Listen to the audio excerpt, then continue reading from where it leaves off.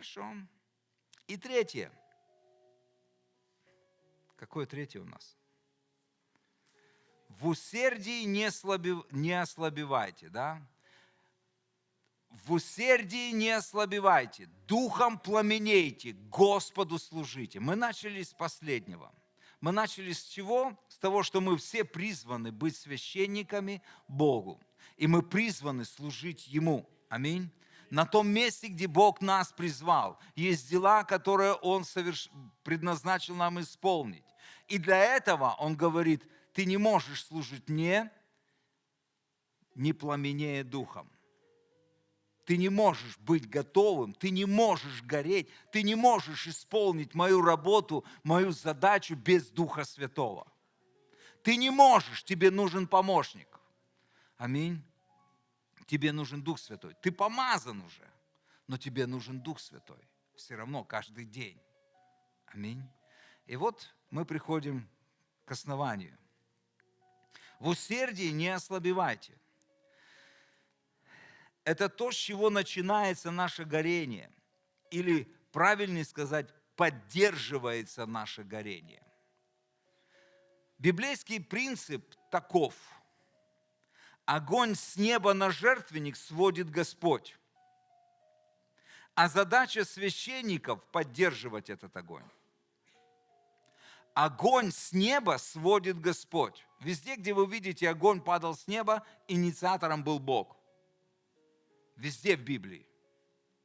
Везде, на жертвенник, где бы просто с неба для того, чтобы обратить народ. Но задача была священников, когда огонь сходил на жертвенник, задача священников была и ответственность поддерживать этот огонь. Вы понимаете? Что это значит для нас? Когда мы уверовали, мы получили это помазание Духа Святого, этот огонь. Когда мы крестились Духом Святым, мы умножили этот огонь. Мы умножили это масло. Теперь наша ответственность поддерживать этот огонь. Бог уже дал нам этот огонь. Ты уже рожден свыше, ты уже крещен Духом Святым, ты уже помазан. Что дальше? Нужно поддерживать этот огонь. Это ответственность. Потому что если не поддерживать огонь, кто из вас когда-нибудь разжигал костер? Вы знаете, да? Вы знаете. Это только на экране телевизора ты включил заставку, и оно горит, потрескивая. Там ничего, кроме картинки. Ни тепла, ничего. Музыка играет такая, как сейчас. И ты такой, ой, класс, такая атмосфера. Но в жизни так не бывает. А некоторые придумали себе такой виртуальный, горит же просто. Потрескивает, видимость духовной жизни. Но ни запаха, ни тепла, ни света. Свет такой. Вы понимаете, да? И в такой виртуальной реальности многие могут жить просто, думая, что с ними все нормально.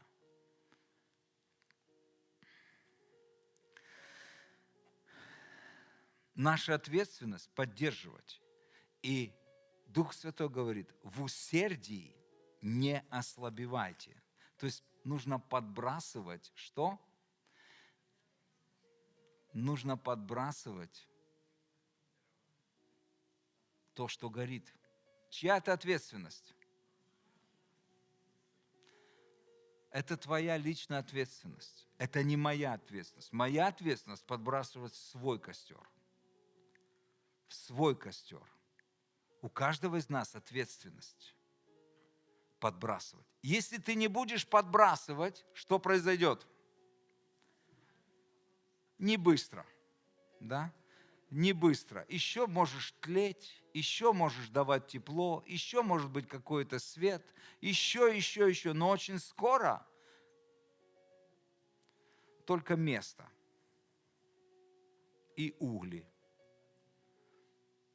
Даже без огня, без тепла, но место.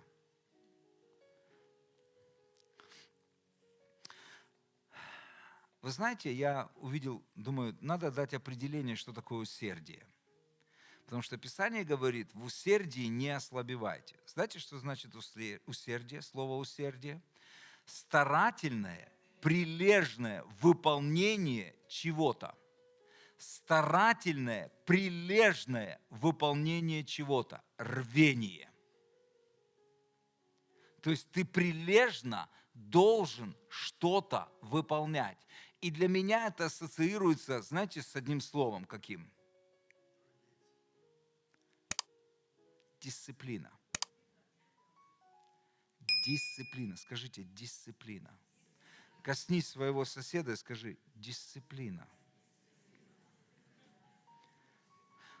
Прилежное выполнение чего-то связано с дисциплиной. Как вы считаете, это можно соизмерить с этим? Так ведь? Знаете, что такое слово дисциплина? Вы знаете, что мы не любим дисциплину? Мы не любим дисциплины. Я дам сейчас определение, что такое дисциплина. Во-первых, дисциплина убивает лень. Дисциплина убивает лень. Это убийца лени. Вот определение, что такое дисциплина. Дисциплина – это правило поведения. Как нам не нравятся правила? Вот я не знаю, где-то внутри нас нам не нравятся правила. Мы готовы устанавливать свои правила и жить по своим правилам, которые мы вправе менять в любой момент. Фактически у нас нет правил. Но на самом деле дисциплина – это правило поведения личности. Строгое и точное соблюдение правил, принятых человеком к выполнению. Строгое и точное соблюдение правил, принятых человеком к выполнению. Скажите, друзья, нам нужна дисциплина в нашей христианской жизни? Так давайте жить по благодати. Зачем дисциплина? Давайте по вдохновению молиться. Давайте по вдохновению читать Библию. Друзья, многие потухли через вдохновение. В усердии не ослабевайте. Из этого говорит о том, что если ты дисциплинируешь себя в том, чтобы молиться, в том, чтобы читать Библию, это гарантия того, что ты будешь пламенеть духом. Услышьте меня. Нужна ли нам дисциплина? Знаете, когда я слышу такие вещи, я молюсь, когда вдохновение приходит, я чувствую, Дух Святой меня поведет, меня читаю. Друзья, вы давно потухли. Если не потухли, то вы на грани тушения. Послушайте меня очень внимательно. Послушайте меня очень внимательно. Потому что если вы не возьмете определенное время вашей жизни на постоянной основе быть в слове и быть в молитве, вы потухнете. У каждого из нас должна быть дисциплина, определенное время, сами определите, утро, вечер, днем, определите время, постоянное время, где вы будете пребывать в слове и в молитве. А все остальное пусть будет по вдохновению. А это десерт. А все остальное по вдохновению. Но если вы не возьмете время для того, чтобы читать и молиться, вы не будете гореть. А если вы не будете гореть, вы не будете способны служить. Вы даже не будете знать, какие дела вам делать. В итоге вы выпадете в осадок. Просто в осадок. Вы станете религиозной, умничающей личностью, знающей, как надо служить, как надо поклоняться, как надо проповедовать, сколько надо проповедовать и так далее и тому подобное. Вы станете экспертом в жизнях других. Но вы давно не будете в обойме Божией. вы перестанете быть Божьей обойме. Потому что люди, которые не заняты Божьим делом, они найдут себя занятия в жизнях других людей. Я не знаю, как так получается. Когда ты занят, ты занят.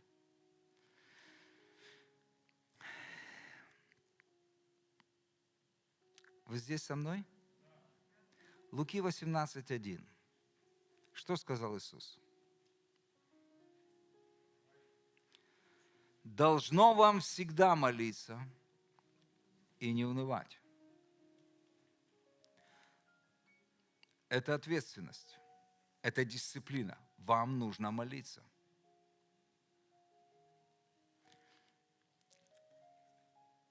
Кто из вас хочет быть успешным в своей жизни?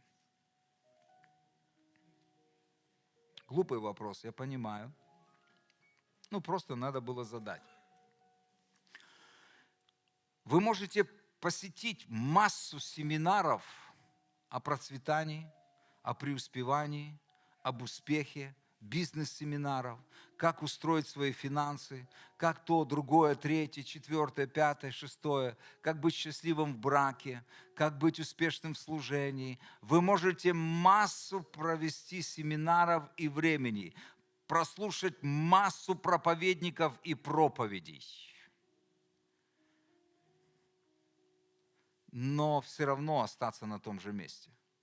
Голова, конечно, будет болеть у вас, поэтому обычно больные головы перекладывают это все на здоровые головы.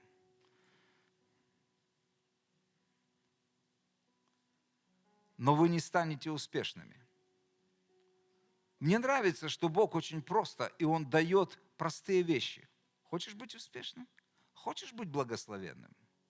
Все очень просто.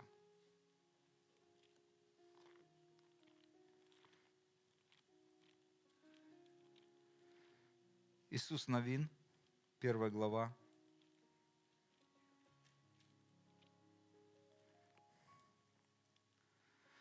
8 стих. «Да не отходит эта книга закона от уст твоих, но поучайся в ней день и ночь, дабы в точности исполнять все, что в ней написано. Тогда ты будешь успешен в путях твоих и будешь поступать благоразумно».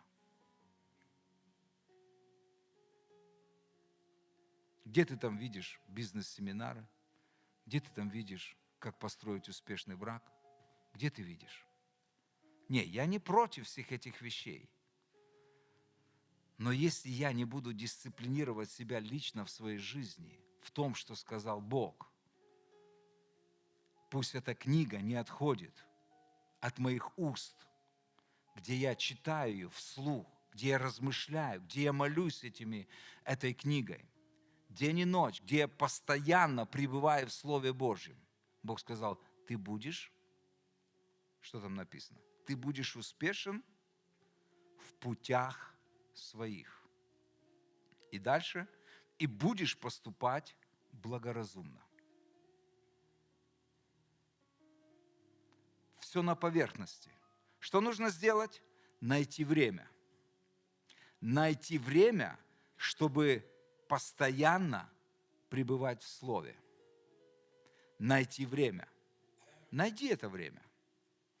Знаете, я не помню, ты, по-моему, поделилась, я никак не мог найти это место, где люди сделали исследование, что когда они читали Библию раз в неделю, насколько менялась их жизнь, насколько менялся их брак. Когда люди читали 2 раза или 3 раза Библию в неделю, насколько менялось еще что-то, да? Потом, когда они читали каждый день с постоянством, их жизнь полностью менялась настолько в семье, в бизнесе, то есть во взаимоотношениях полностью. Чтение Писания. Эмоциональный фон менялся, понимаете? Вы думаете, это же информация Бога. Это информация Бога для вас. Поменяйте местами по времени пребывания в информации этого мира, на время в информации с Словом Божьим. Качество жизни будет другим. Качество жизни будет другим. Но это ж правило. А мы же не любим правила. Мы лучше по благодати, по вдохновению. Вот что-то давно не читал Библию. Надо открыть, полистать ее.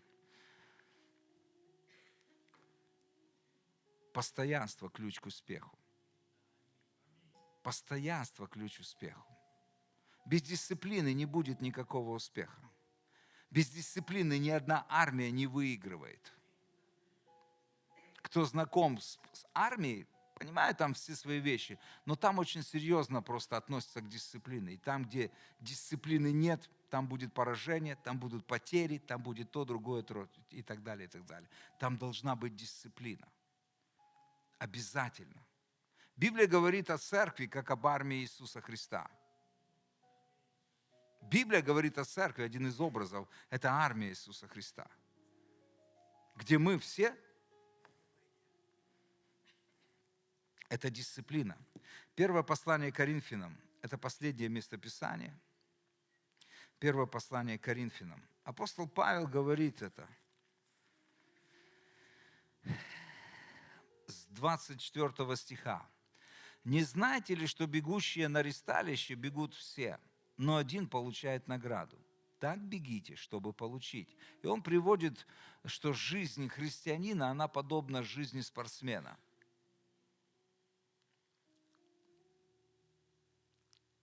Все подвижники воздерживаются от всего, те для получения венца тленного, а мы нетленного. Знаете, я немножко занимался спортом, выступал на соревнованиях, и я точно знаю, что когда ты готовишься к соревнованиям, у тебя все меняется, жизнь меняется. Тренировочный процесс другой, диета другая, нагрузки другие, все другое. Ради чего? Ради победы. Ради того, чтобы быть успешным. Все меняется. Ты больше тренируешься, ты больше потеешь, ты больше переживаешь боли, всяких трудностей, ты больше ради победы. Вы понимаете? И апостол Павел, он сравнивает себя с жизнью человека, который стремится к победе. И потому я бегу не так, как на неверное, бьюсь не так, чтобы только бить воздух, но усмиряю и порабощаю тело мое, дабы, проповедуя другим, самому не остаться недостойным. О чем здесь говорит он? О дисциплине. О дисциплине. И дисциплина – это строгие правила.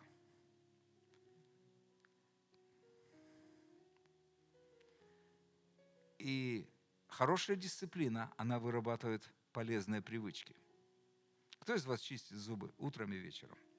Понятно, вы сейчас можете поднять руки, можете не поднимать, но я уже понял, что просто не все чистят. И потом, но мы все хотим, чтобы Бог исцелил наши зубы. У меня вопрос. А как мы довели зубы до такого состояния?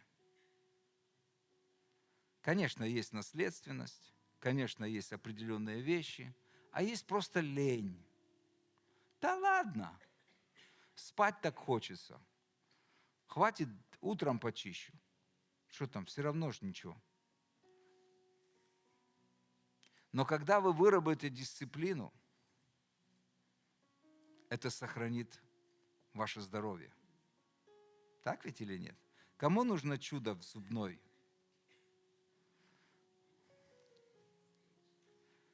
Так мало, все такие вот. Все, кому не нужно, помолитесь за тех, кому нужно. Мне нужно просто. Мне нужно тоже. Хорошая привычка чистить зубы. И так во всем. Кто делает зарядку?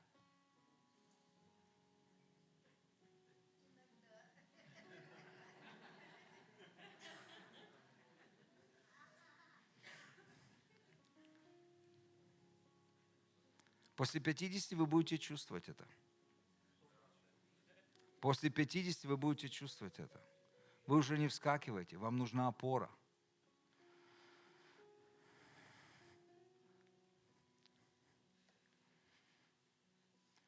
Понятно, что организм уже другой, но вы можете продлить его действие. Но для этого что-то нужно делать. А что это? Дисциплина.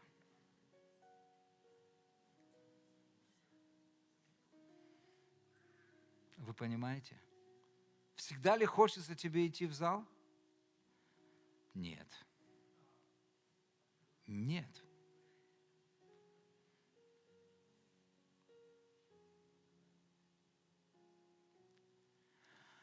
Лучше поспать чуть-чуть, полежать на диване. Вы понимаете, что такое дисциплина?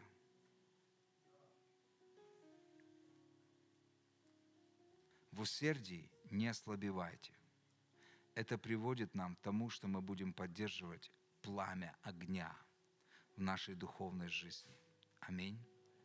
Постоянство. И когда мы будем гореть, это совсем другое состояние жизни. И мы готовы будем служить и исполнить то, к чему Бог призвал нас. Давайте встанем на наши ноги.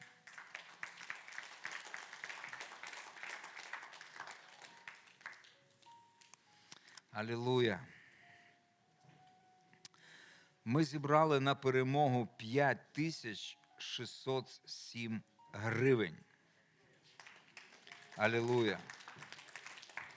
Слава Господу. Амен. І ми ці кошти ми розподілимо і ми направимо по цим двом направленням. Угу. Аллилуйя. Духом пламенейте.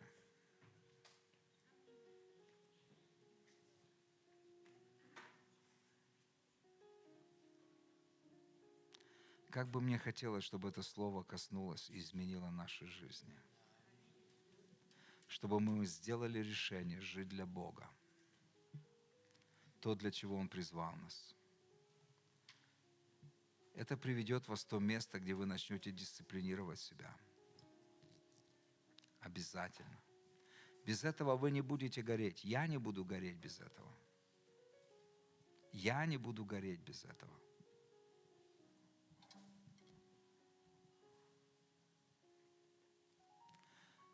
Один из генералов пробуждения 18 века, Джон Уэсли, я вспоминал его,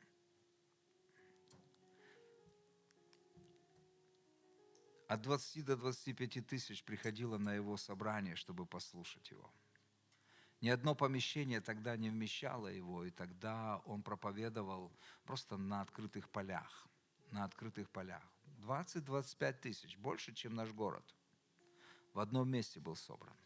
Там не было колонок, не было ничего. Люди просто собирались для того, чтобы услышать человека, который проповедовал Евангелие. Сила Божья являлась впервые тогда так массово, люди падали от силы Духа Святого. Просто он проповедовал, и люди десятками и сотнями падали под действием Духа Святого, где бы они ни находились. Иногда ему нужно было там, где росли деревья, для того, чтобы людям увидеть проповедника и услышать, они залазили на деревья. И он говорил: я не начну служение, пока вы не слезете с деревьев. Потому что если Дух Святой коснется вас, чтобы нам не молиться за ваше исцеление. Поэтому спуститесь с деревьев. Вот такое правило было. И когда у него спросили: сэр, в чем секрет того, что толпы приходят, чтобы услышать вашу проповедь? Он говорит: нет какого нет секрета. Я просто зажег себя для Господа. И толпы приходят посмотреть, как я горю для Него. Толпы приходят посмотреть, как я горю для Него. Вы понимаете? Вот если мы все начнем гореть для Господа, это будет совсем другая атмосфера. Совсем другое поклонение, прославление. Все, начиная от пастора, группа прославления, каждый человек, который возьмет себя и посвятит себя Богу и скажет: Господь, моя жизнь и все, чем я живу, это для Тебя. И я делаю решение жить для Тебя. Я просто благодарю Тебя за тот огонь, который Ты дал мне, когда я был спасен. И теперь, Господь, я беру ответственность за свою жизнь, быть с Тобой. Каждый день в Твоем Слове, исполняться Духом, искать Твоей воли, поклоняться Тебе, исполнять то, о чем Ты говоришь в Своем Слове, служить Тебе, жить для Тебя, дышать для Тебя. Вы знаете, что будет? Все по-другому будет. Здесь, в этом городе и в этом стране. Все будет по-другому. Все будет по-другому. Знаете, что сделает Бог с этой армией? Он вышвырнет ее. Он вышвырнет. Если вы будете читать о пробуждении, пробуждение приходило тогда, когда страны, когда они переживали самый глубокий экономический кризис, самый глубокий кризис на грани войны, на грани дефолта, на грани всего. Но находились люди, которые просто посвящали себя Богу, молитве, ходатайству, постам, чтобы служить Богу. Они зажигали себя для Бога. Знаете, что Бог? Бог посылал пробуждение в эти страны. Отменял агрессию. Изменял экономику этой страны. Из-за людей, которые зажгли себя для Бога. Возьмите и прочитайте просто истории пробуждения в Англии, в Германии, в Америке. Что происходило? Что происходило, когда люди посвящали себя, когда церковь становилась церковью Христа, когда они бежали на служение, когда они просто ревновали о том, чтобы гореть, чтобы светить этому миру, чтобы ходатайствовать, молиться. Что происходило с нацией, что происходило с городами. И я скажу вам, Бог не изменился. Сегодня многие ждут пробуждения, когда война закончится, вот тогда мы будем пробуждения ожидать. Друзья, мы в кризисе. Нам нужен Бог. Нам нужно пробуждение. Нам нужно пробуждение. Нам нужен огонь Святого Духа, чтобы та тьма, которая пришла в нашу страну, коррупция, Россия и все, чтобы она просто исчезла в огне Святого Духа. Может ли Бог это сделать? Читайте. Читайте просто. Это история. Это не просто, знаете, сказки еврейского народа. Это история Израиля. Когда армии приходили, что делал народ? Когда армии приходили, что делали цари, президенты? Что они делали? Они объявляли пост, раздирали свои одежды, посыпали пеплом. Они бежали к Богу в храм и молились. Весь народ объявлял посты. Давайте не будем ждать, что это будет с президентом. Давайте начнем с нас. Пробуждение должно начаться с церкви. С меня должно начаться пробуждение. С меня я должен пробудиться. Это моя ответственность дисциплинировать свою жизнь, убить лень, убить всякую критику. С меня должно начаться пробуждение. Я должен взять ответственность, чтобы гореть для Бога. Я, чтобы служить Богу в огне Святого Духа.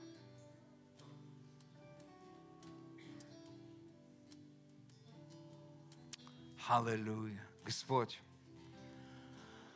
Ты нужен нам. И я прошу Тебя, Господь, о том, что мы слышали сегодня. Я верю, Господь, что Ты хотел сказать это нам сегодня. Я верю, Господь. И что бы ни происходило, и что бы ни чувствовали люди, и какая бы ни была атмосфера, я знаю, Господь, что Твое Слово, оно живо, и оно действенное, оно острее всякого меча обоюдоострого. Оно проходит до разделения духа, души, составов и мозгов. Господь, суди наши помышления. Господь, все обнажено перед Тобой, мы все дадим отчет перед Тобой.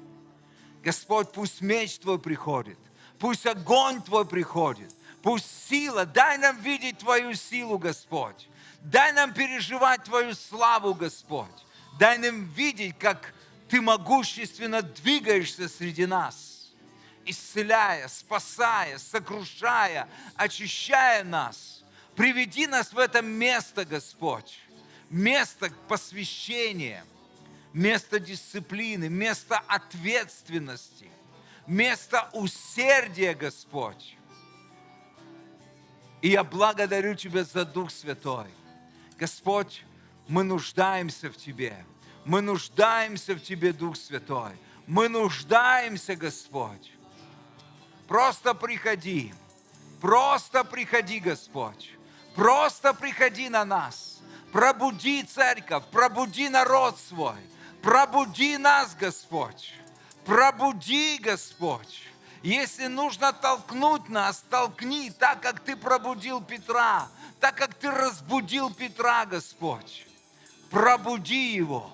Сними кандалы, сними оковы, которыми мы связали себя с мирской жизнью, с мирским мышлением. Господь, то, что связывает нас, то, что сковывает нас. Господь, выведи нас на свободу. Выведи нас на свободу, Господь. Выведи из той темницы, в которой мы оказались, псевдодуховности, ложной религиозности. Господь, выведи. Дыши на нас, дыши на свою церковь, дыши, Дух Святой. Пробуди, Господь. Пусть придет Твой ветер, пусть придет Твой ветер. Сдуй всякую религиозную пыль с нас. Я прошу Тебя, Господь, пусть Твой огонь начинает гореть в Твоем храме, в сердцах каждого из нас. Пусть Твой огонь горит, Господь. Нам нужен Твой огонь. Нам нужна Пятидесятница. Твоя Пятидесятница, Господь. Сойди на нас, Господь. Сойди, Дух Святой, на нас. Пробуди нас, Господь. Аллилуйя! Аллилуйя! Аллилуйя! Аллилуйя, Господь! Аминь! Давайте дадим Богу славу.